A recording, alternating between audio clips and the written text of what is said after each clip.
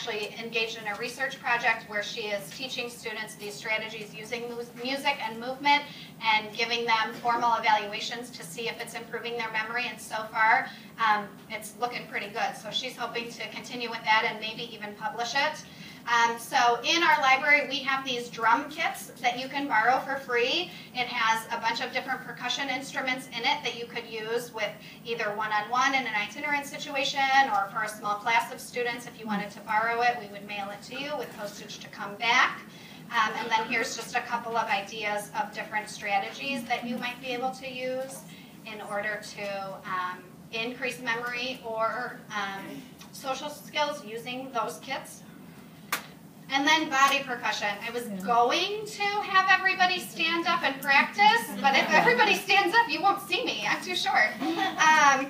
So I think we'll try to do it from our seat.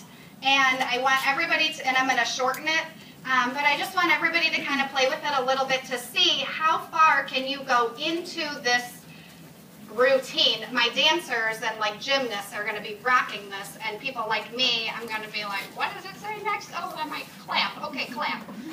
So please, if you don't want to, don't do it, but it's going to be fun. Come on, and we've already been sitting for 40 minutes. You've checked out on me twice already.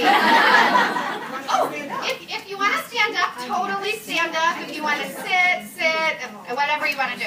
But I'm going to do a little routine. It's like call and response. I'm going to do it, and then I want you to do it. Okay, ready?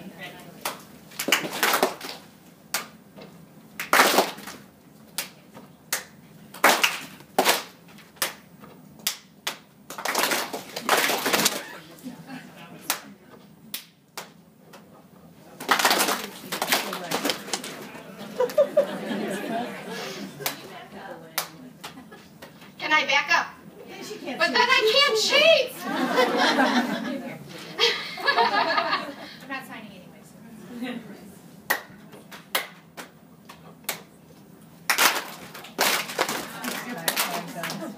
Okay, so we're at like 6.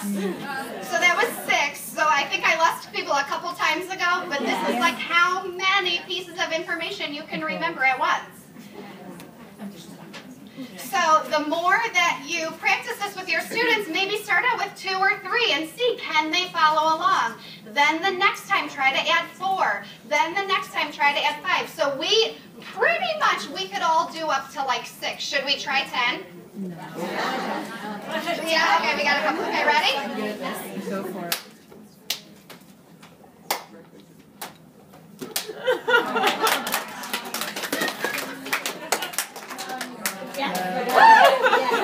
Dancer, gymnast, cheerleader? Nope, just good memory. Just a good memory. So you should have seen me trying to figure out how am I gonna, what more body parts do I have?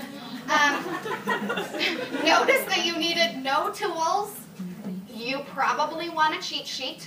If you would like my routine of 10, email me and I'll send it to you because it took a lot of brain power to think of those 10. But just, it's kind of fun. Your students will like it, and the more that you can build on it, you're increasing their ability to memorize more and more things. Each time you add an extra step, that's one more piece, one more thing they have to remember.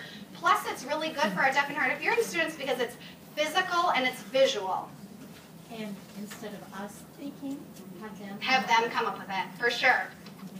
So then, of course, there's like 1,000 variations, and if you get me rolling, I will not stop. The other day, I got called human Pinterest, because as soon as I suggest one thing, I think of 5 more that could relate. Related links, also of interest to you, might be.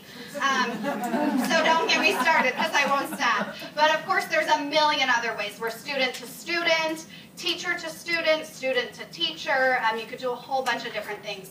And with our percussion kit, we also have maybe 6 or 8 different activities that we have typed up for you that you could use with those materials that we have. Here's another strategy. Now you see it, now you don't. You've probably played this at like a baby shower, a wedding shower. You have the tray, there's stuff on it, you look, you cover it up, you try to write how many you can remember. Here's the same idea, except then you take something away. So you show the tray, you cover it, you take one thing away, and then you uncover it, and they have to figure out what is the part that's missing. So here's an example. You would stare at it for 1 minute. I'm not going to quite do a minute, but maybe if you want to look at this picture for a few seconds while I'm talking, take it all in because you don't know what I'm going to take away and what's it going to be. And then I'm going to change the slide. And who can tell me what object has been removed? Fishing pole. The fishing pole was right here.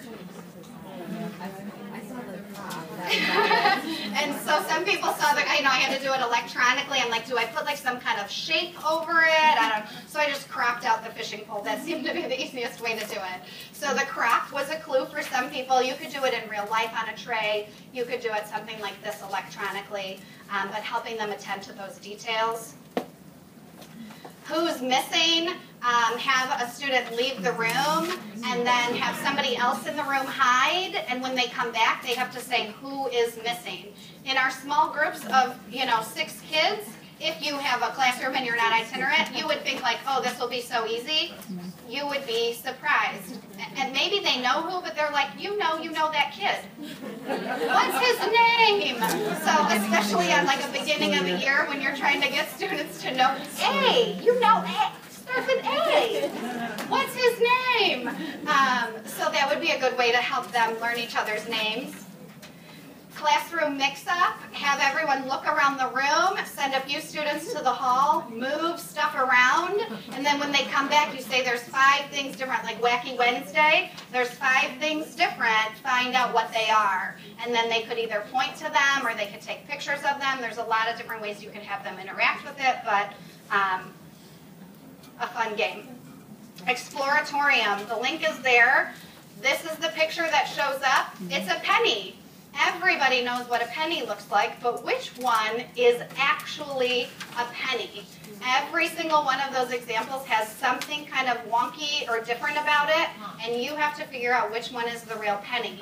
I know the answer, but I'm not going to tell you because you can't see the details good enough up here, but go and check it out, do it with your students. You'll be like, you know what a penny looks like, right? Oh, yeah. Okay, pick it. Which one? And there's all these that they have to choose from, so really attending to that fine detail. Eyewitness, this is really fun now with like CSI and different things around. You have some random person just come in your room while you're teaching and do stuff. They either like talk to a kid or they move something or they take something, and then when they leave, you start asking the questions to the kids. Who was here? What did they do? And have them try to remember all the things that person did while they were in the room, like they're like a detective or like a CSI. Kind of exciting, especially for like middle school, high school kids. False memories.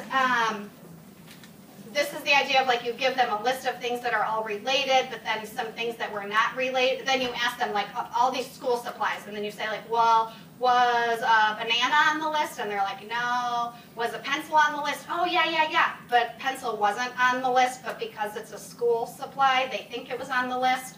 So practicing with things like that to kind of try to trick them.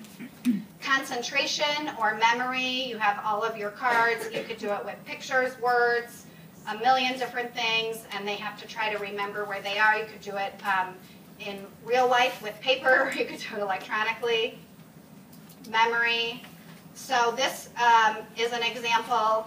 If you clicked on that 25 objects, this is the picture that comes up. You have your students try to remember it. I chose this one specifically for our deaf and hard of hearing students because why? They're all nouns, they're visuals, they're static, and they're in a grid. Remember earlier we said they can remember things easier in a grid, so this is in a grid. If we mixed them up and they were not in a grid, that would then be increasing their memory load. That would make it more difficult for them. So we could start out with something like this.